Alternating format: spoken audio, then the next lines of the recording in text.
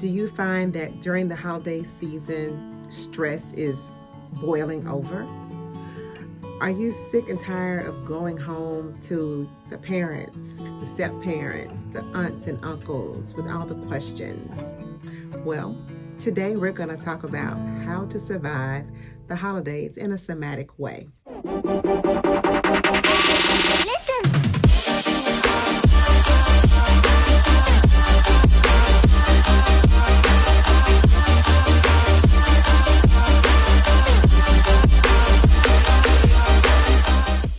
Welcome back to my channel. I'm DeShelle B, your sensual self specialist. I'm talking about how to survive the holidays in a somatic way.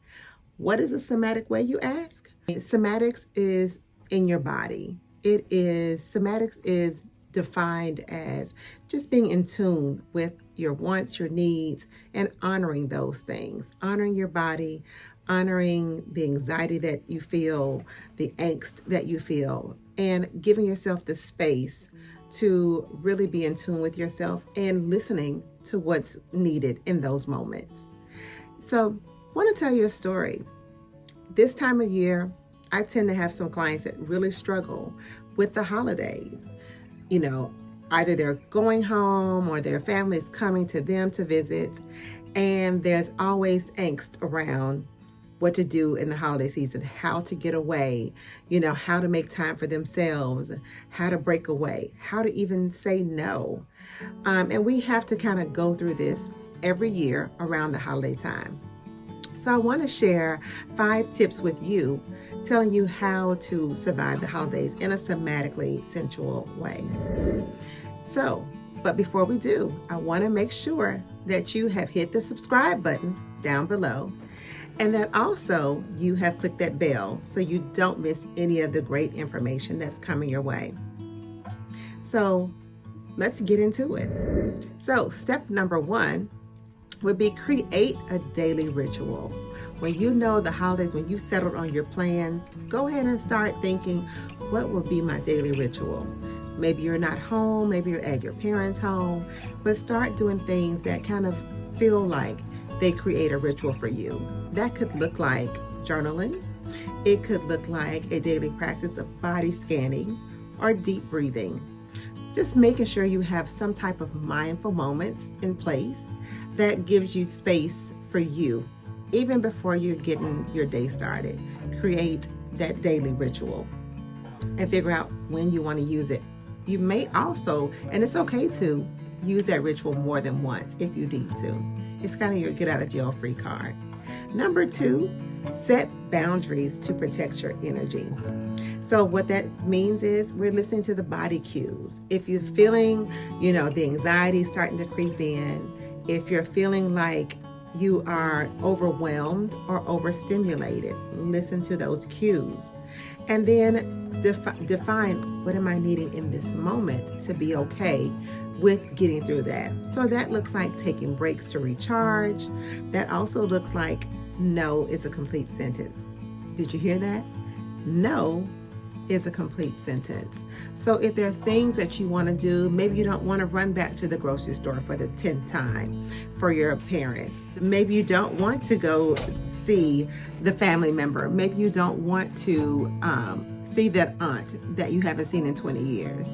This is a perfect time to say, nope, get somebody else to do it. And so that's what that looks like, is setting those boundaries to protect your energy, taking those breaks to recharge and saying no. Next, number 3 is engage in sensory grounding.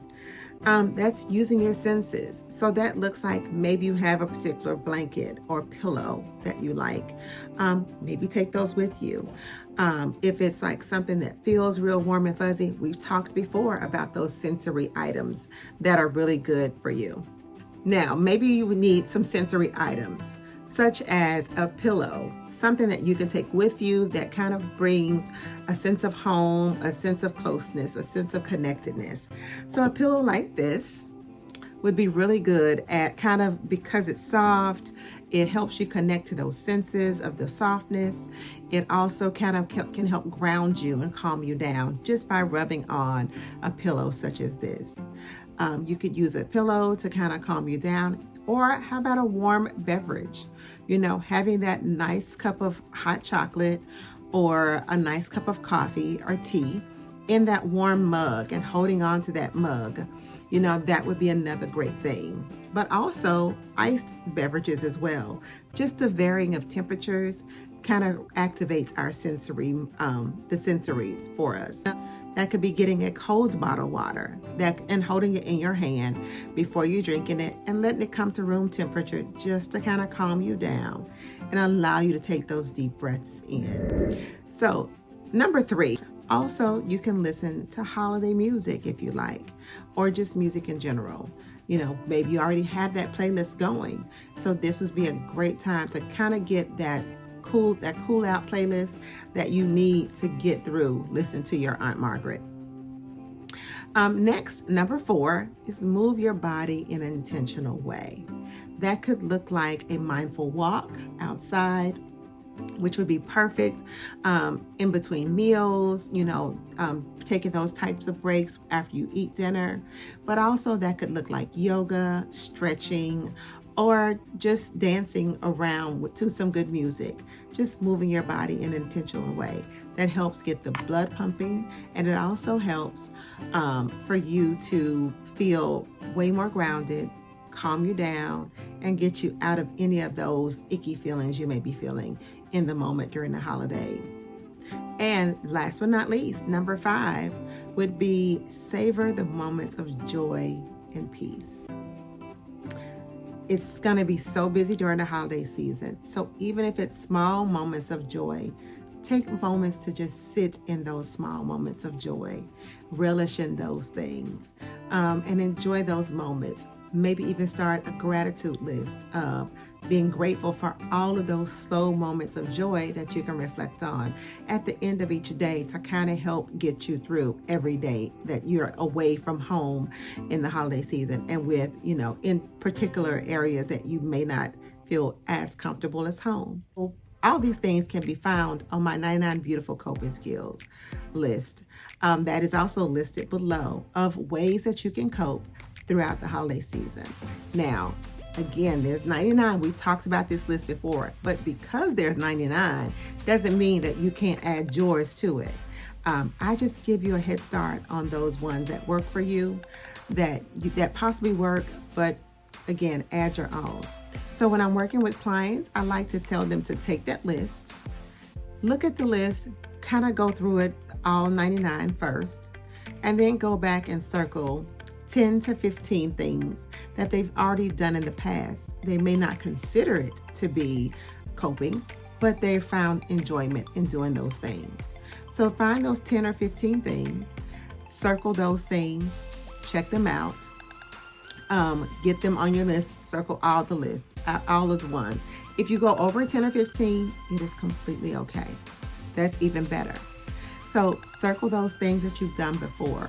Next, I want you to put a star or highlight things that maybe you haven't tried before, but you're willing to give a try.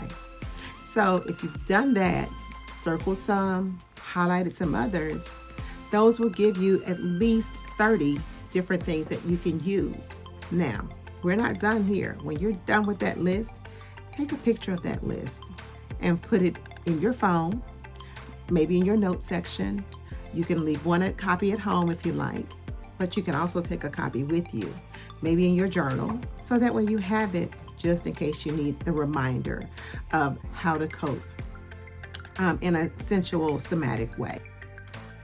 So if you enjoyed this information about how to survive the holidays in a somatic way, don't forget to subscribe. Hit the subscribe button below.